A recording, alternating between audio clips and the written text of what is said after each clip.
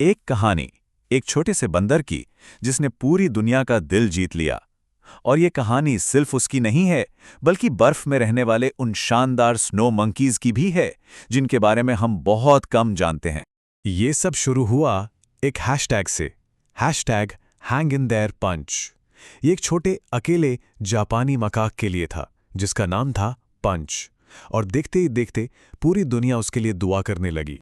सोचिए, जब वो इचिकावा सिटी जू में मिला तो उसका वजन था सिर्फ 2 किलो। जी हाँ, बस एक पानी की बोतल से जरा सा ज्यादा। उसकी हालत बहुत नाजुक थी, पर उसकी हिम्मत तो देखिए। चिड़ियाघर के एक रखवाले ने कहा कि दूसरे बंदरों से अलग थलग होने के बावजूद पंच मानसिक रूप से बहुत मजबूत था। तो चलिए, पंच की कहानी के जरिए स्नो मंकीज की इस हैरान कर देने वाली दुनिया में चलते हैं। तो हुआ ये कि पंच को जन्म के कुछ ही समय बाद उसकी माँ ने छोड़ दिया था, जो कि मैकाकों में अब जानते हैं बहुत ही कम होता है। तो उसके अकेलेपन को दूर करने के लिए जू वालों ने उसे एक बहुत ही अनोखा साथी दिया, आइकिया का एक ओरंगुटान का खिलौना, और वही उसकी माँ बन गया। लेकिन देखिए, एक खिलौना असली परिवार की जगह तो नहीं ले सकता है ना।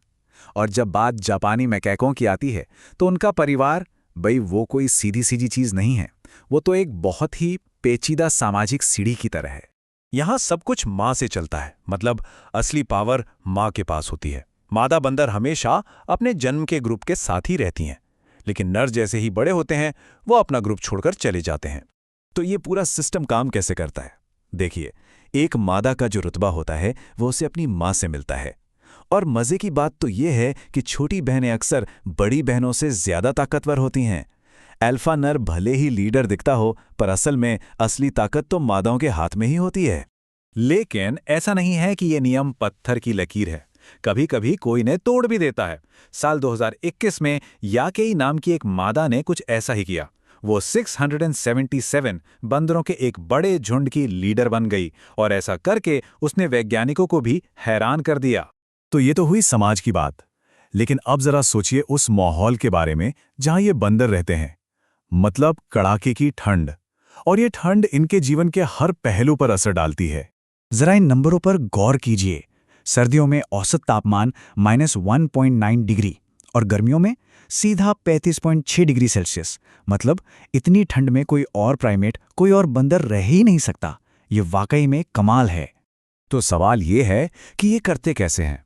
इनके पास ना कुछ बायोलॉजिकल सुपर पावर्स हैं, जैसे कि बहुत घने बाल, सर्दियों के लिए वजन बढ़ाने की काबिलियत, और एक सुपर फास्ट मेटाबॉलिज्म जो उनके शरीर को अंदर से गर्म रखता है, बिल्कुल एक हीटर की तरह। अब देखिए, जब इतनी ठंड हो तो हर कैलोरी कीमती होती है। उनका पूरा दिन इसी हिसाब से चलता है। जैसा कि ये चार्ट दिखा रहा है, सर्दियों में वो कम घूमते फिरते हैं ताकि एनर्जी बच सके। और ये जो ग्रूमिंग है, मतलब एक दूसरे के बाल संवारना, ये सिर्फ साफ सफाई नहीं है, बल्कि इससे उनके रिश्ते भी मजबूत होते हैं। लेकिन इनकी कहानी सिर्फ बायोलॉजिकल सर्वाइवल की नहीं है।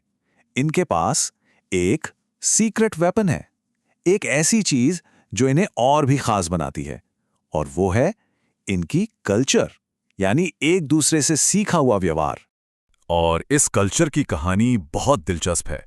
ये शुरू होती है ईमो नाम की एक बहुत ही स्मार्ट मादा से। वही पहली थी जिसने शकरकंद को धोने का और गेहूं को रेत से अलग करने का तरीका खोजा। और फिर क्या था, ये आइडिया तो जैसे जंगल की आग की तरह पूरे झुंड में फैल गया, एक पीढ़ी से दूसरी पीढ़ी तक। और फिर आता है इनका world famous hot spring bath. ये सिर्फ ठंड से बचने का जुगाड़ नहीं है, ये तो एक तरह का स्पा है जो उनका स्ट्रेस कम करता है। और कमाल की बात तो ये है कि 2026 की एक स्टडी में पता चला है कि इससे उनके पाचन और यहाँ तक कि परजीवियों से उनके रिश्ते पर भी असर पड़ता है। लेकिन आज स्नो मंकीज की दुनिया सिर्फ बर्फ और पहाड़ों तक ही नहीं है। अब इसमें इंसान भी शामिल हो गए हैं, और ये रिश्ता थोड़ा उलझा हुआ है। आपने वाइल्ड मंकी पार्क के बारे में तो सुना ही होगा, जहां टूरिस्ट इन्हें देखने जाते हैं।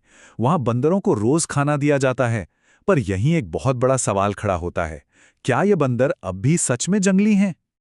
अब इस पर दो बिल्कुल अलग अलग राय हैं। पार्क वाले कहते हैं कि वे जंगल की एक खिड़की की तरह हैं, जहां लोग प्रकृति को देख सकते हैं। लेकिन दूसरी तरफ आलोचकों का मानना है कि ये तो एक मेगा जू बन गए हैं, जो बंदरों के असली व्यवहार को बदल रहे हैं। तो चलिए वापस पंच पर आते हैं। वो अब धीरे धीरे अपने झुंड में अपनी जगह बना रहा है। लेकिन उसका भविष्य क्या होगा? इस बदलती हुई दुनिया में जहां जंगल और शहर के बीच की लकीरें मिट रही हैं, वहां एक स्नो मंकी होने का मतलब क्या है? शायद इसका जवाब हम सबको मिलकर खोजना होगा।